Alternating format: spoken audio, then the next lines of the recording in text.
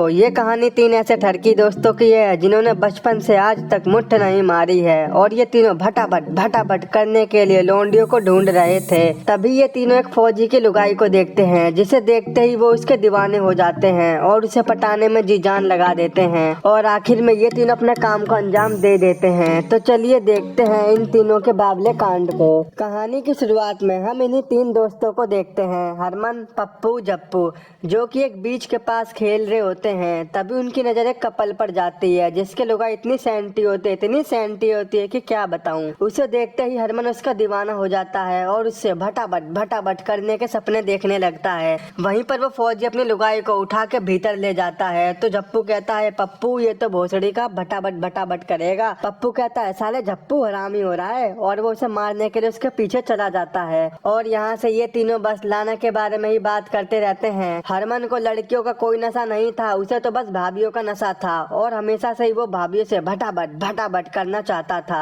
एक दिन हरमन लाना को देखता है जो कि अपने पति को गुड बाय बोलने आई थी क्योंकि उसका पति वर्ल्ड वॉर 2 में लड़ने जा रहा था। ये देखकर हरमन की ठरक और बढ़ जाती है क्योंकि लाना अब अकेली थी और उसके पास लाना से भटाभट करने का यही रास्ता था। अब हम हरमन, पप्पू, जप्पू को देखते हैं जिनकी तड़प बढ़ती जा रही थी। उन्हें अब किसी भी हालत में काली गुफाओं के दर्शन करने थे, लेकिन इन भोसड़ी वालों ने आज तक ढंग से मुट्ठ नहीं मारी थी तो ये तितली का चमगादड़ कैसे बनाते। इसीलिए अगले दिन पप्पू अपने पापा की कामा सूत्रा की किताब चुरा कर ले आता है जिसमें एक से एक मुट्ठ मारने के स्टाइल और दुकान से गोदाम बनाने के मंत्र लिखे थे। ये पढ़कर इनमें ज्यादा ही ज्ञान आ जाता है। अबे भोसड़ी वालों, इतनी मेहनत से तुमने अगर किताबें पढ़ी होती तो तुम आज IAS वाईएस बन गए होते। दूसरी तरफ लाना बीच पर धूप सेकने आती है, यानी कि विटामिन डी के मजे ले रही होती है। वहीं पर ये तीनों गांडू भी होते हैं जो उसे बड़े मजे से देख रहे थे, लेकिन हरमन की गांड पहले से ही हवा दे रही थी। पर फिर भी वो हिम्मत करके जैसे ही लाना के पास जाता है तो जप्पू पप्पू से कहता है, लाना तुम इसे दूध मत पिलाना, ये भोसड़ी का पक्का है तुम्हारा दीवाना।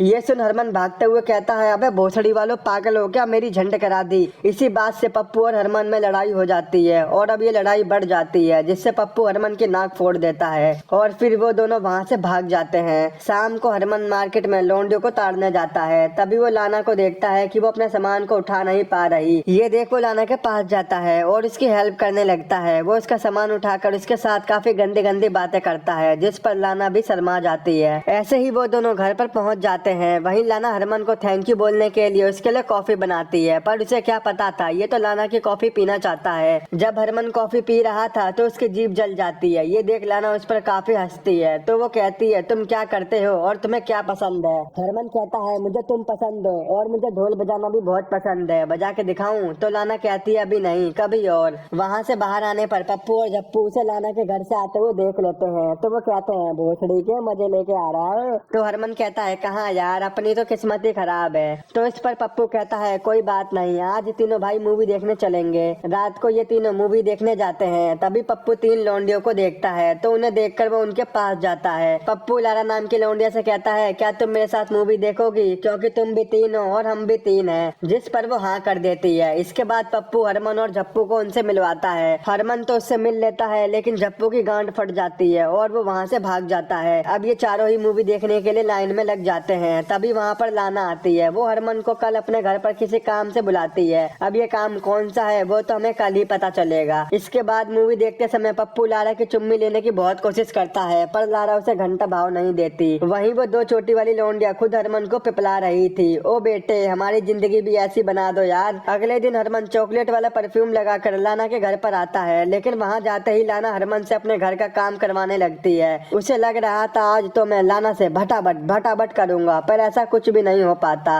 अब हरमन से रहा नहीं जाता तो वो लाना से बोल देता है कि मैं तुमसे बहुत प्यार करने लगा हूँ और मैं तुमसे भटाभट करना चाहता हूँ। ये सुनकर लाना मुस्कुरा जाती है। वो अब समझ जाती है कि हरमन क्या चाहता है। जब पप्पू हरमन के फोरहेड पर किस का निशान देखता है तो वो कहता है, बेटे चुम्मा चाटी करके आ रहा है। तो इस पर हरमन कहता है, बस माथे पर तो मिली है, भोसड़ी के होठों पर मिलती तो मजा ही आ जाता। शाम को पप्पू हरमन को बताता है कि हम दोनों उन दोनों लौंडियों को रात में जंगल में बात करने के बहाने ले जाएंगे और फिर हम मजे लेंगे। तो तू जाकर टोपी ले आ, जो समझ गया वो लीजेंड है। अब इसके बाद हरमन अपनी लाइफ में पहली बार टोपी लेने जाता है। हरमन दुकानदार से कहता है, अंकल वो दे दो MF। अबे भोसड़ी के क्या बोल रहा है। हरमन कहता है, अंकल टोपी टोपी। तो वो कहता है, बेटा पहली बार है क्या? तो वो कहता है, हाँ ये ले बेटा, फ्री में ले जा।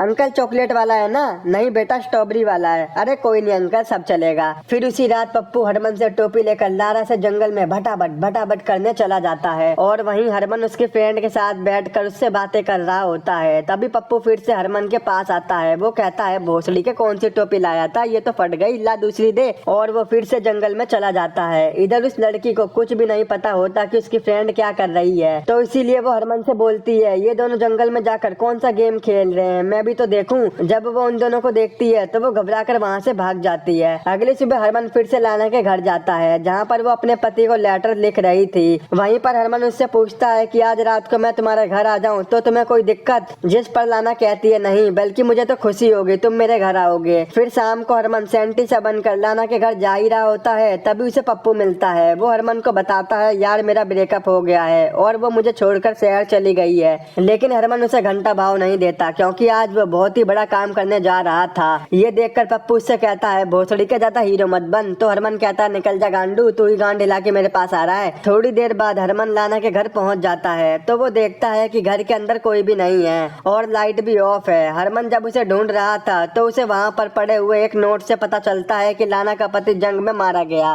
उसे पढ़कर वो भी शौक हो जाता है। तभी कमरे से रोते हुए लाना बाहर आती है और वो खूब रो रही थी। अब हरमन उसे रोता हुआ देख खुद भी सड़ा सा मुंह बना लेता है और कहता है, मैं तेरी तितली का दर्द समझ सकता हूँ, तुझे अपने पति से ज्यादा हैंडपंप की भूख है। इसके बाद लाना गाने चालू कर देती है और हरमन को अपने साथ आशिक बनाए पर डांस करने को कहती है। अब भाई पति के मरने पर भला डांस कौन करता है, खैर छोड़ो। फिर वो दोनों डांस करते हैं, जहाँ पर लाना को चुलबुली होने लगती है और वो हरमन को किस करती है और फिर वो उसे उसके रूम में ले जाती है। फिर ये दोनों वही करते हैं जो हरमन चाहता था। अब हरमन का काम पूरा हो जाता है तो वो वहाँ से जाने लगता है और लाना भी उसे जाने से पहले गुड नाइट कहती है और फिर हरमन वहाँ से चला जाता है। और ये रात हरमन की आखिरी रात थी। इसके बाद वो उसे कभी नहीं मिली, जिससे हरमन काफी दुखी और परेशान था। तभी वहाँ पर पप्पू आता है और वो दोनों आपस में बात करके अपने झगड़े को खत्म करते हैं और फिर ये दोस्त बन जाते हैं। इसके बाद हरमन वहाँ से उठकर एक बार फिर से लाना के घर जाने की सोचता है। वहाँ से जाते जाते वो हरमन के लिए एक नोट भी छोड़कर जाती है, जिस पर हरमन का नाम लिखा था। फिर हरमन उस नोट को लेकर नीचे बैठकर पढ़ने लगता है, जिस पर लिखा था, मुझे ये गाँव छोड़कर अपने घर जाना पड़ रहा है क्योंकि अब यहाँ मेरा कोई भी नहीं है। और वो ये भी लिखती है कि हमारे बीच जो कुछ भी हुआ था वो तुम गलत मत समझना, वो हम दोनों भावनाओं में बह गए थे और मैं हमेशा तुम्हें याद रखूंगी और तुम भी मुझे याद रखना। अब ये सब पढ़कर वो लाना को और भी ज्यादा मिस करने लगा था